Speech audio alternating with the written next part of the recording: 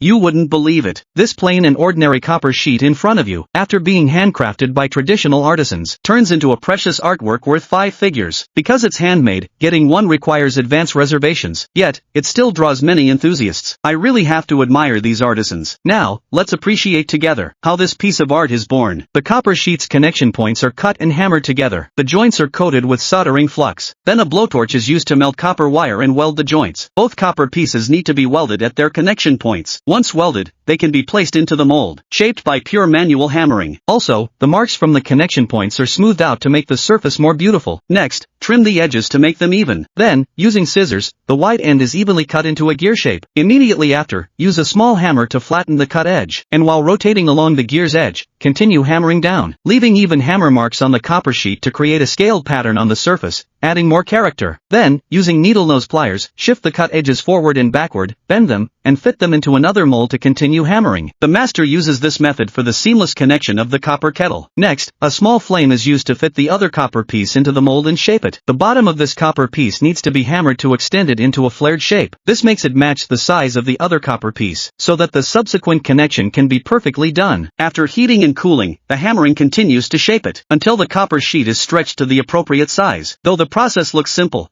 it really tests the master's control over each hammer strike. Once fully shaped, the pieces can be connected to another copper piece. Placed correctly, hammer it while rotating and striking. Once the basic connection is done, apply soldering flux inside. Then continue hammering repeatedly to fully fuse the small gear-like copper pieces into one. After the hammering is done, use the blowtorch and copper wire to weld the internal joints. The external joints are also treated with heat. Then, dip the piece into a blue acidic solution to color it. While waiting, cut a round copper piece and stamp a pattern onto it. At the same time, take a long copper strip and bend it into the shape of a handle. Once done, take the soaked copper kettle body out. Clean it with water and a steel ball. After cleaning, place it back into the mold to continue hammering the joint. The master needs to smooth out the connection area by hammering it into a more rounded, beautiful shape, also making the surface patterns more prominent and three-dimensional, and making the joints tighter, forming a solid whole. The spout's long neck part also needs to be hammered and shaped, with patterns hammered onto the surface. Then, continue hammering the spout to stretch it into an arc shape. The whole hammering process is very relaxing to watch. I guess you're either sitting with your left foot on your right, or comfortably lying on your bed holding your phone. Next, the round copper piece made earlier can be welded on. Then,